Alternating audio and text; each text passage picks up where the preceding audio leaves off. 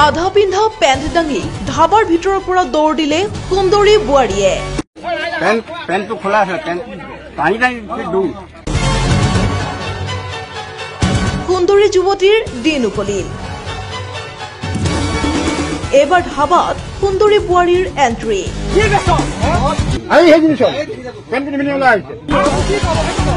ধাবাৰ গোপন কোঠাৰ পৰা ওলাল তিনিগৰাকীকৈ সুন্দৰী বোৱাৰী।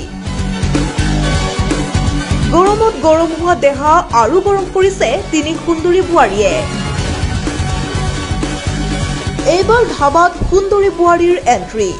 জুন মাহৰ গেলা গৰমকো নেওচি মৰম দিবলৈ ধাবাৰ গোপন কক্ষত এণ্ট্ৰি মাৰিছে বোৱাৰীয়ে। এগৰাকী এগৰাকীকৈ মুঠ তিনিগৰাকীকৈ বোৱাৰী। কেমেৰা দেখি লাজত মুখ ঢাকিবলৈ কৰিছে ব্যৰ্থ চেষ্টা। এগৰাকীয়ে আকৌ কেমেৰা দেখি আধা পিন্ধা পেণ্ট দাঙিয়েই দিলে দৌৰ। এই দৃশ্য কামপুৰৰ দুখনকৈ ধাবাত ৰাইজে চলোৱা অভিযানত পোহৰলৈ আহিল যে কি চলে একাংশ ধাবাত।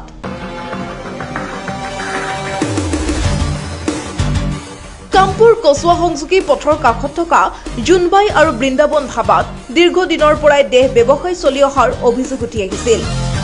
অৱশেষত স্থানীয় ৰাইজে নিজেই চলালে অভিযান চলাই চকু কপালত উঠিল স্থানীয় ৰাইজৰ। কিয়নো দুয়োখন ধাবাৰ পৰা অসংযত অৱস্থাত উদ্ধাৰ হল তিনিগৰাকীকৈ বোৱাৰী। লগে লগেই তিনি বোৱাৰীক কৰিলে আবদ্ধ। ঘটনাস্থলীত উপস্থিত হল কামপুৰ আৰক্ষী। স্থানীয় ৰাইজে আবদ্ধ কৰা তিনি বোৱাৰীক কামপুৰ আৰক্ষীৰ হাতত দিলে গতাই। ইফালে সুযোগ বুজি অবৈধ কাৰ্যত লিপ্ত থকা এজন যুৱকে কৰিলে পলায়ন। উল্লেখ্য যে দীৰ্ঘদিন ধৰি এই ধাবা কেইখনৰ গোপন কক্ষত অনৈতিক কাৰ্য চলি থকাৰ গুৰুতৰ অভিযোগ উত্থাপন কৰিলে ৰাইজে। পেণ্টটো খোলা আছে, টানি টানি দৌৰ।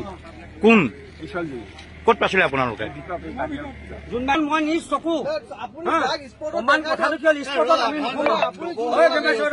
মই ফোন কৰি কৈছো, ক'ত ঘৰ আপোনাৰ? তেতেলী খুৰা। ইয়াত কিয় আহিছিলে?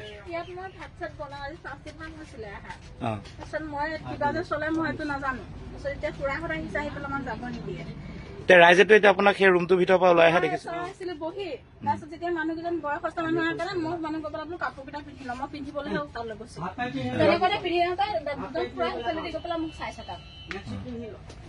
একো নাই। আপুনি কিবা কামো চলি আছে, আমি সেইটো নাজানো। আপুনি ইয়াত কেতিয়াবা কাম কৰিবলৈ সোমাইছে?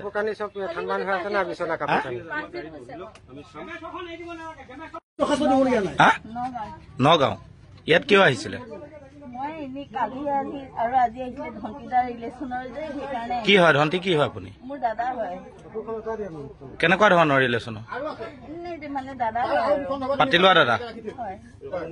নগাঁও ক'ত ঘৰ আপোনাৰ? বৰদোৱা। আপুনি বৰদোৱাৰ পৰা ইয়াত দাদাক ধাবা লগ কৰিবলৈ আহিছে?